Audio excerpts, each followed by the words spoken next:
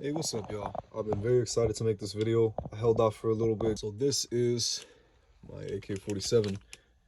And before it looked like this, it looked like this. And I love that look. It's nice, it's classic, don't get me wrong. And, at the time before I did this build, I suppose I just want something newer.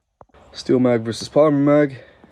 I've been giving a lot of love to the AR-15 platform, but I'll tell you what, my favorite platform, believe it or not, is the AK.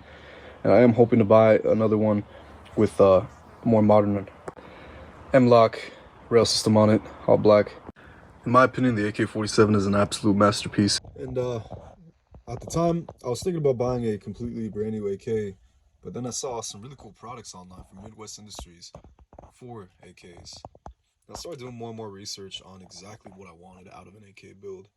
And kind of found out I love the underfolding stock. That thing is awesome. It is so sweet to have the ability to shorten the rifle and deploy the stock out and do all that. I love that. So I didn't want to get rid of that.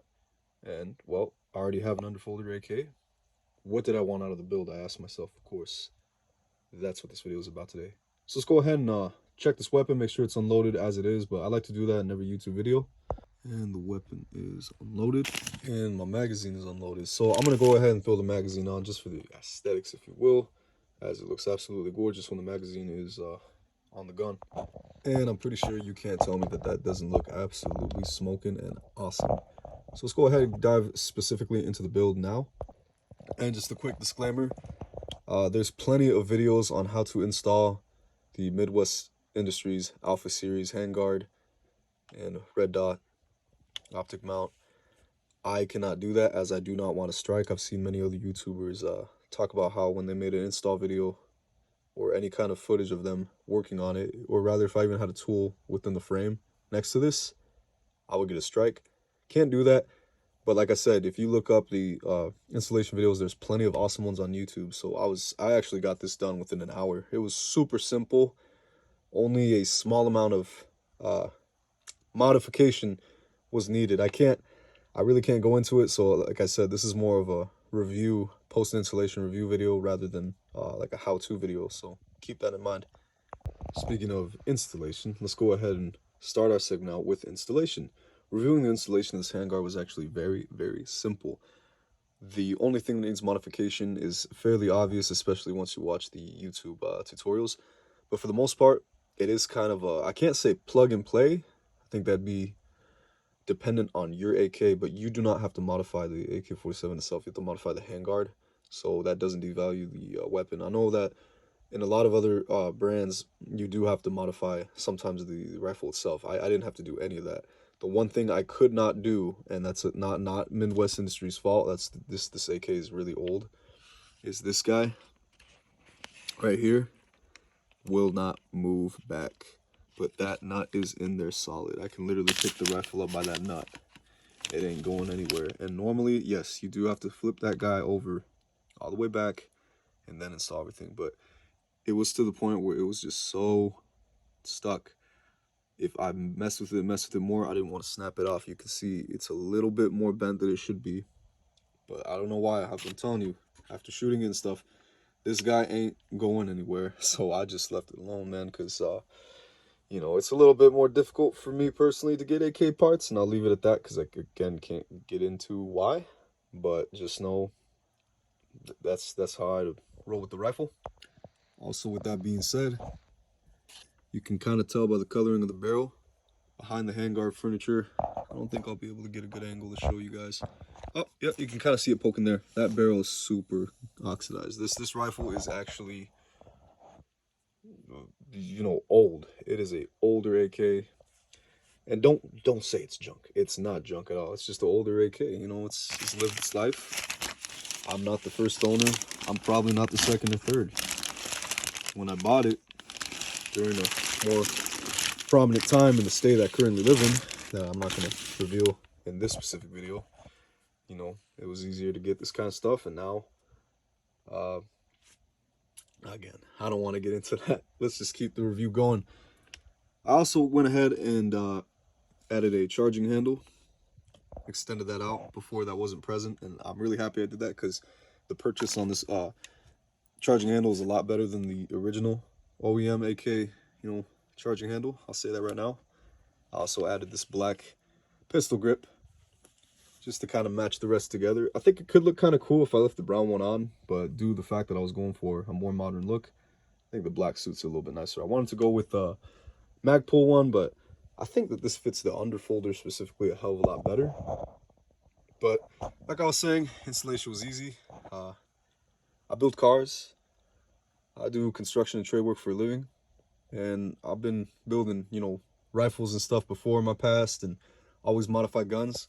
So for me, it was a breeze. If you have experience, you know, if you've ever built an AR or swapped out furniture on any other kind of gun, you will have a very easy time getting this handguard on your AK. Inside of the box originally, when I first did this a while back, this handguard only came with one M-lock rail. You have room to put a long one at the bottom, another 5-slot on the side right there. So it only includes one, but that's okay. And then the top rail is nice. It's kind of ported out because everybody knows that the AK gets pretty damn hot up there. So it's got a lot of vent and a heat guard under there. So when, let's say you're not running a foregrip and, you know, you're grabbing the rifle, you know, it won't be as hot. That's not true. It's still hot, but it's a hell of a lot better than it used to be, believe it or not. I mean, and if that really is an issue, well, number one, you could wear gloves, or number two, just go ahead and add a vertical grip. I know I'm definitely going to do that. I got like 3 Magpul grips still, so, you know, I'm just waiting on some M-lock rails, some spare ones to throw it on. Midwest Industries actually sells a complete replacement of the dust cover, and it's got a rail all the way back. I'll actually go ahead and show you guys a picture of what that looks like. And it looks cool, don't get me wrong, but I'll be honest, these parts ain't cheap. Now that we're done with the install, we can talk about the price. It's not too expensive. I think it's worth the money personally. I'd say if you're willing to do it, you get what you pay for. I mean, you can pick up the rifle. You know, this thing ain't shaking. It's on there. It's on there real good. And included in the package for the install is some Loctite, blue Loctite and red Loctite. So with that being said, it's on there, man. It's good to go. Hard to show on camera, but you can aim down your iron sights with this. Here's what the red dot mount gives you. Gives you 5 Picatinny slots. For the most part, that's pretty damn good. I mean, show you right now, with that being said, I can throw an EOTech on there, no problem. Easy. And if I really wanted to, I could put the EOTech right there as well, right? I just personally, that's the reason I got this, is so I can mount an optic right over on the upper receiver, more so rather than on the upper handguard. I've seen that happen a lot, and you know, in some scenarios it's probably better. I understand that, but this is my preference personally. Like for example, it's not mounted, but just imagine that there. I mean, yeah, it works. To me, it just looks a little awkward, right? In all honesty. Or a simple red dot can fit there just nice. But I'll be honest, if I am gonna mount an optic, I'd prefer to have the EOTech mounted there, because this sits a hell of a lot higher. Where with the EOTech, the dot's like right about here, which is way more comfortable. But if I set this red dot here, it's actually more comfortable for that red dot. And that doesn't look nearly as awkward. So yeah, I like that. I think that's actually pretty damn good. I've shot it like this before, and it works great. You know, you can't get a co-witness because obviously you're not blocked off from your iron sight, but that's fine because this is zeroed in. So whether you're running a cheaper red dot or an expensive EOTech, I now have the ability to have that option with this rail system. So with that being said, I attest that Midwest Industries Alpha Series AK handguards is quite the premium product. It gives us the options to do some awesome stuff with our builds. And with that being said, there are different sizes for this rail system. In this picture example, the handguard sits a hell of a lot longer, and it looks cool, don't get me wrong. I'm just not necessarily a fan. I like to see kind of like that original AK shape personally, but that's just personal preference. So this to me is just A1 steak sauce. And I love how specifically on this underfolder, look at the greebling, if you will. The greebling on this stock matches the Midwest Industries Alpha handguards so well. It just all comes together so cohesively, and it looks like an absolute awesome badass rifle. It looks smoking. You know, this is probably right now my favorite build so far. Here's the part that I really want to show. Bear with me because it's a little difficult to do with one hand, but I can lock my stock still with this. And I was worried that this was going to be something that I have to sacrifice, But one thing I did have to sacrifice specifically for this build again is the cleaning rod now no longer fits because the hole is blocked off. But that's okay because I don't clean my guns at the range. I clean them before the range and after the range every time. However, I will say that's just a drawback. It's only fair if I note that. Yeah, I don't know what more I can really say about this rail system. You know, give you guys a better look at the other side. Pretty much just mirrors the side with the rail currently on it. And I'm hoping that once I do add my foregrip and I sit it back as I can on the M-Log, and maybe I can still clear the stock. We'll see. I'll make a follow-up video on the range, like a shooting video of my thoughts. But other than that, man, here she is. So to review real quick, purchased the pistol grip, the charging handle for better purchase, and the Midwest Alpha series. I mean, you know, Midwest Industries does have other older AK handguards that look absolutely fantastic.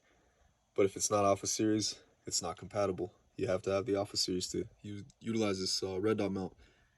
It actually fits on there perfectly because of like a rod that kind of goes into there, and there.